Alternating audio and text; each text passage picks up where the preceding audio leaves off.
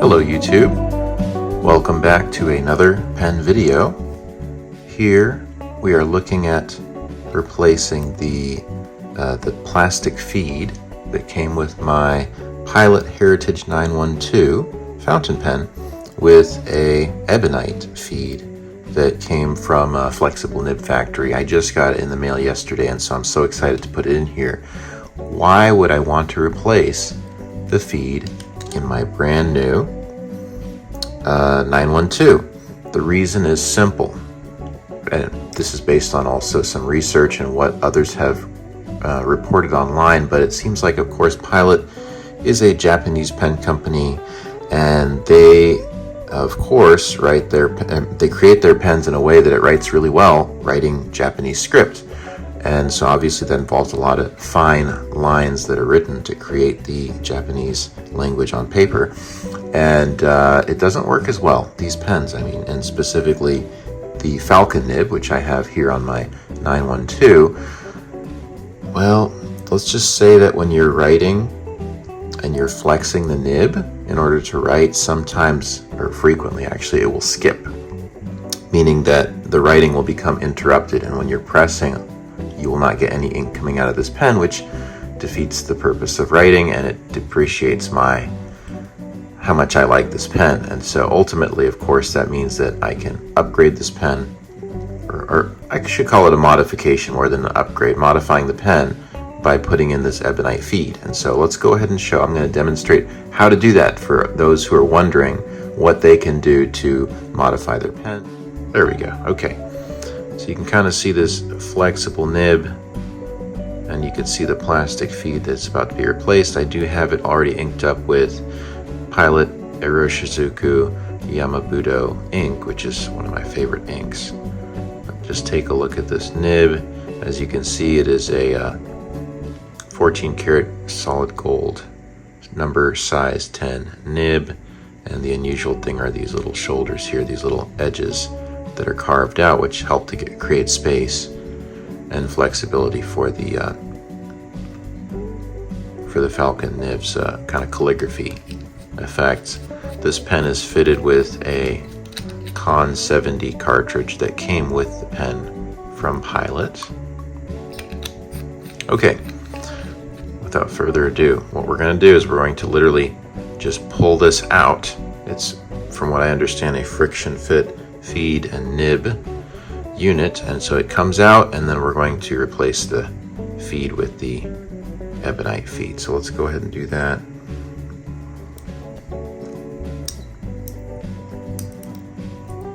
It's coming out gradually without much resistance, which is good. Alright guys, I'm back. Just got a little cup to hold the pen up so that the ink does not leak out. And got a little bit of ink on my fingers, which for all of us into pens, we are used to that. Let's go ahead and take the Ebonite feed out. And I've actually never held one of these or seen one of these before, but as you can tell, let's try to focus on this. There we go. So this is what it looks like. And if we compare the two feeds, let's go ahead and take the nib off.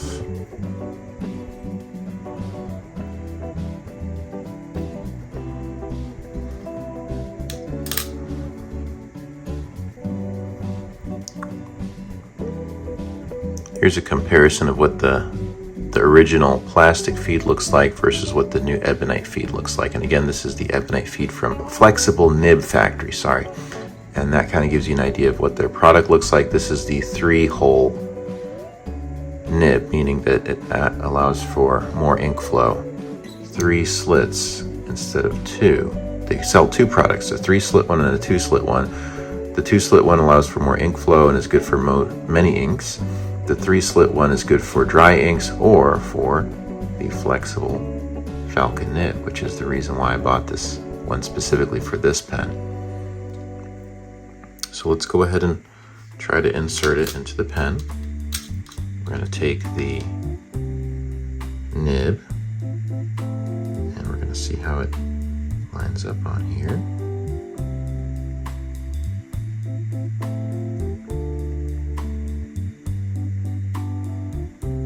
think that's lined up pretty well. I'm trying to line up the shoulder here with the first marking on the feed, and similarly lining up the edge of the nib with the end of the feed. That looks like a good fit.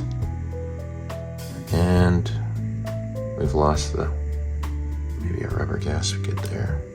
That was not good. Huh. I think the rubber came off of here, and this one did not come with rubber or silicone for the gasket, so that might be what's causing problems. So let's get that out. Let's see if we can get that out.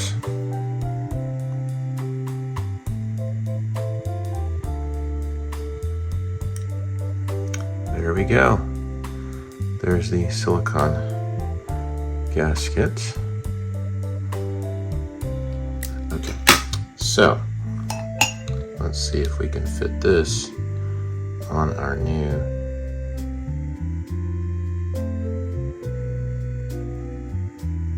There we go. That looks right. Does that look right?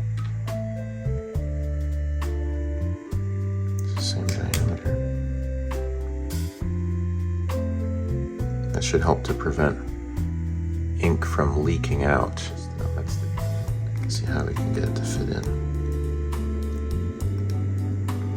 Okay, it's actually already fitting better than the first time that I tried to do that. That looks good.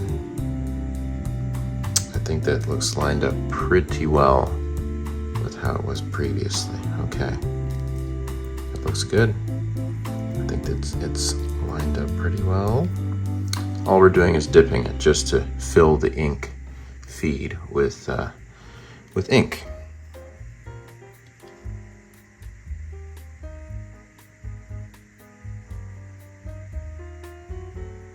Fully immerse the new feed into the ink. Obviously, to test the performance of this feed, we really want the ink to be coming from the reservoir, from the converter in this case, but for the sake of showing you guys on video what the falcon nib looks like and how it performs, I'm going to go ahead and do this to kind of saturate the feed. Good. Let's go ahead and clean off the nib. There we go. Okay, that should be good. Let's set this all to the side. Makes sense that maybe we might need a paper that can handle more ink flow. So let's go ahead and open up my Rhodia pad to a empty page. And let's try again.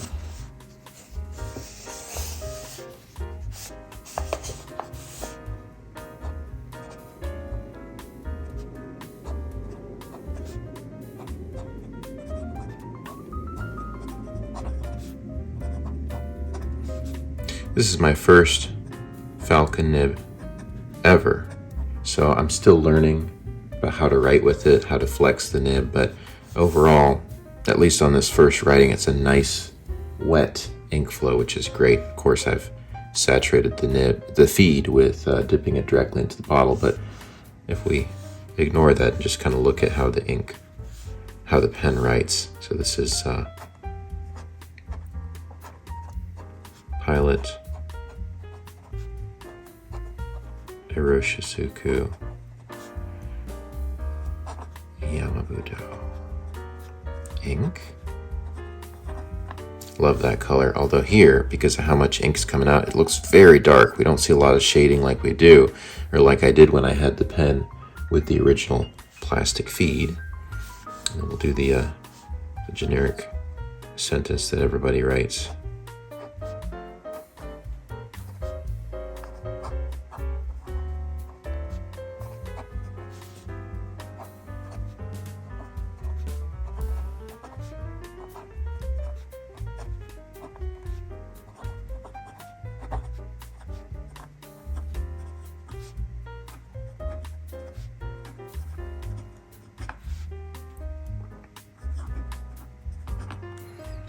Again, we don't see as much line variation as I'm accustomed to. Of course, this pen is capable of thicker downstrokes and thinner cross strokes. That is what we would expect to see from a pen like this, where you have significant line variation when you look at the pen writing. Now this is showing a little bit more of that beautiful Yamabudo color.